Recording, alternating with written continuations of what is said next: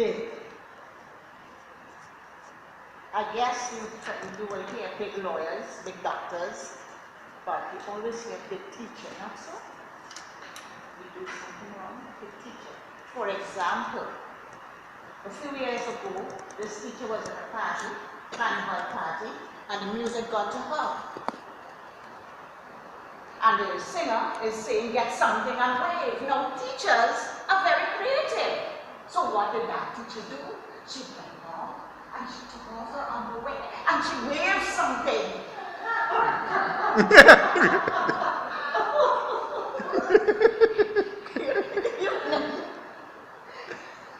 Good afternoon, members of the executive, fellow ToastMasters, invited guests. This evening, I will share with you what happens when we teachers get that really big. And it can happen to any of you. But whatever we do, that actually describes us. Perhaps it's a form of escapism.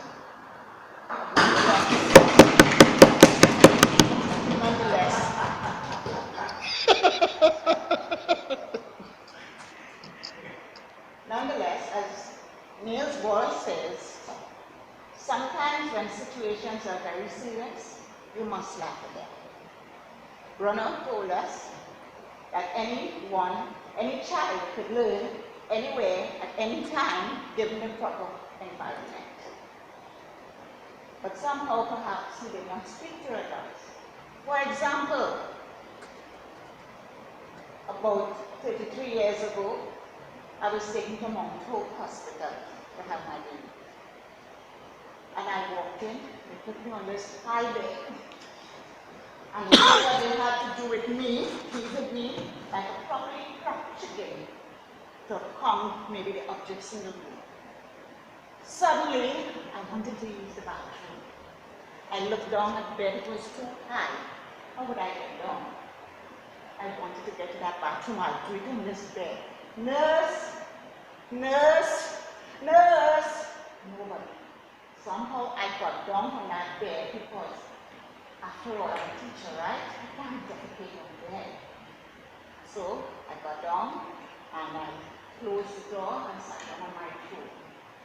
And it's common, but it's not common. I've never had such a belly pain before. Oh my gosh, nurse! Nobody comes. I hear my name. Mrs. Robinson, Mrs. Robinson, in here, nurse. What you doing there? I want to go off. You want to what? You big teacher! You don't know you're making a child! So she lifted me up. They held me up. And suddenly, doctors and nurses and everybody was around. I really was bringing forth my child. Can you imagine that? I would have had her in the toilet and probably flush her down too.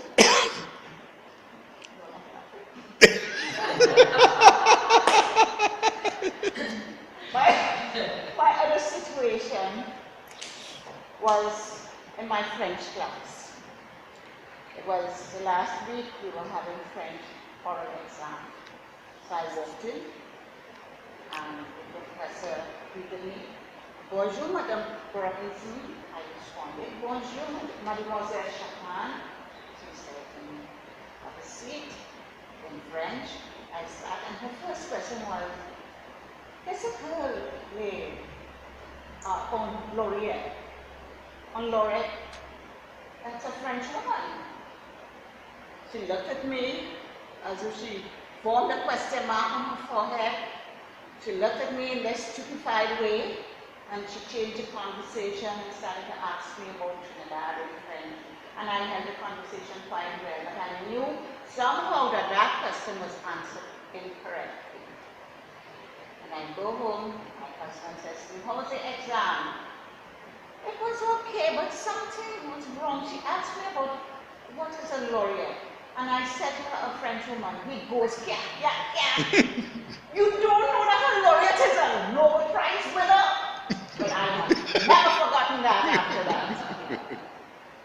So in class one day, roll back here, a young man, I had just explained to them in social studies about the provisions for having a credit union. Revision time, I asked a question. One boy who hardly ever answers, building his hand. Miss! Yes, John. Miss, the provisions for having a credit union are yam, dashing potato. The entire class was in laughter. Now, I too enjoyed that laughter. But then I remember Lauren. I said, John, you must be kidding, right? Miss, no. And provision is yam, dashing, egos and all those things under the ground. I said, John, in the context of what I was thinking about. And so I called John, and we had a lot of conversation, and he understood the meaning of provisions. I didn't say a big centennial-old like you could answer that, because I know as a big teacher, I too have been labeled. Thank you.